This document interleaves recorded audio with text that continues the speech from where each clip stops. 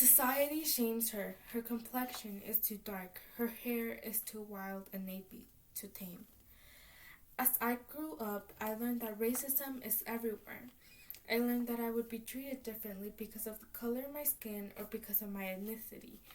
I learned that I wouldn't get the resources and materials I needed to succeed.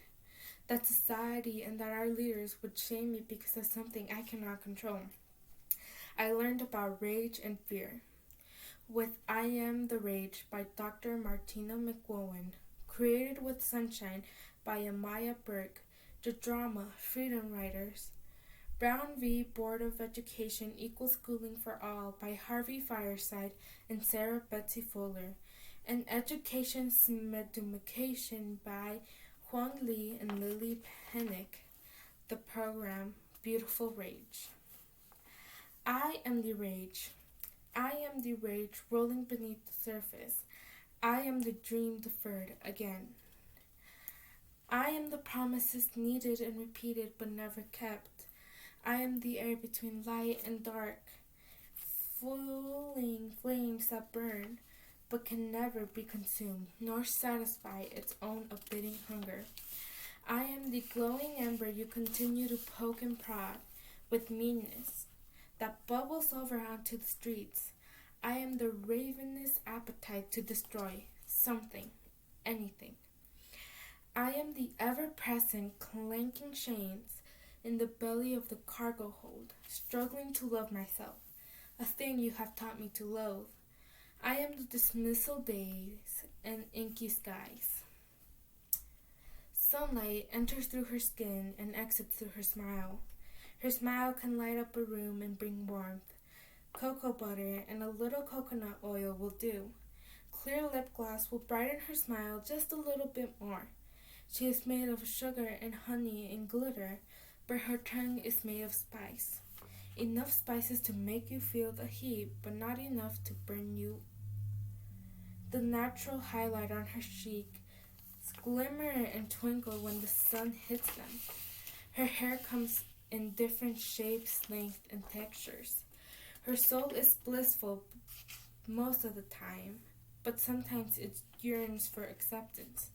Society shames her. Her complexion is too dark. Her hair is too wild and nappy to tame. Her natural body has been cloned and observed way too many times, like she is on display.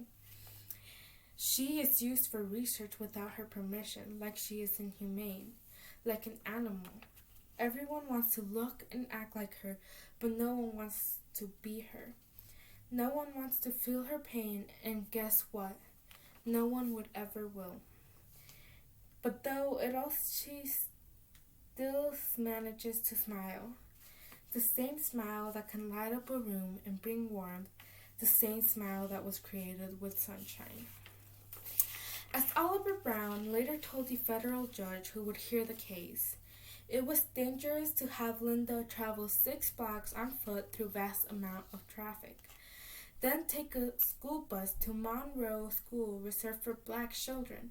In order for her to get to school across town, she had to leave her house at 7:40 a.m., walk to the trains between the train tracks from the railroad yard on the first street, and wait for a bus. Frequently, the bus was late, leaving her on the corner in the cold, rain, or snow. If the bus came on time, Linda would arrive a half hour before school opened at 9 a.m. and be forced to wait outside.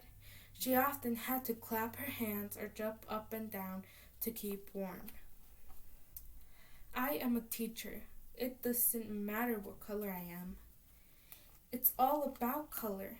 It's about people deciding what you deserve, about people wanting what they don't deserve, about whites thinking they run this world no matter what.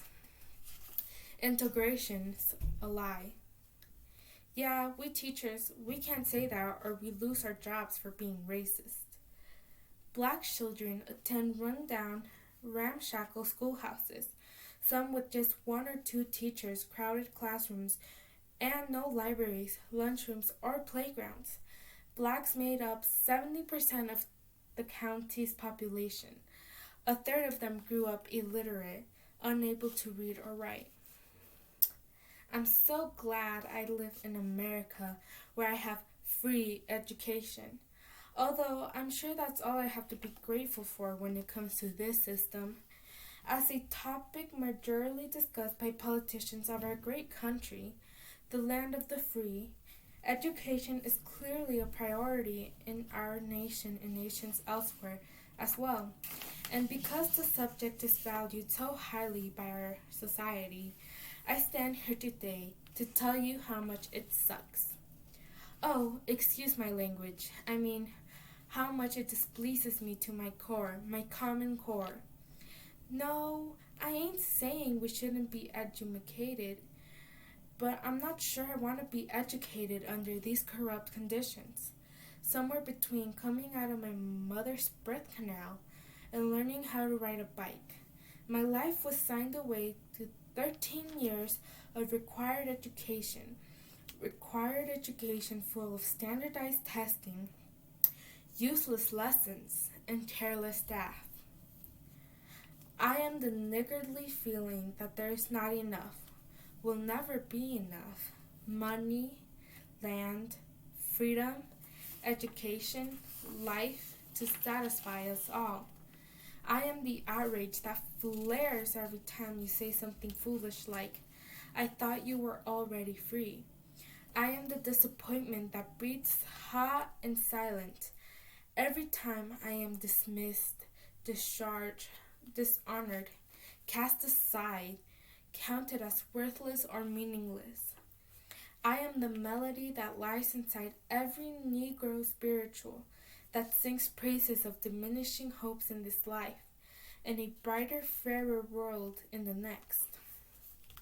I am the mother who wields that belt that cuts both ways, that beats my children in hopes that you will spare their lives.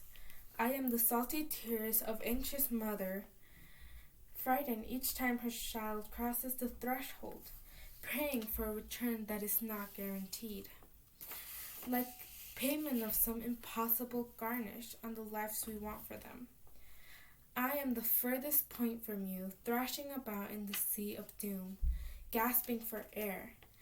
I am the dark fiber that runs through our shared history that will allow you to forget and constant reminder to us both that I can never go home, can never find home. I am the rage running unbridled through the streets. I am the fire this time. I am the rapacious thirst seeking justice for all on the dusky days and obsidian nights. I am the rage that lives within the powder keg of unfulfilled lives, awaiting the spark. I am the rage. I am the lost sheep. I am the muted prayer that we will see each other clearly one day.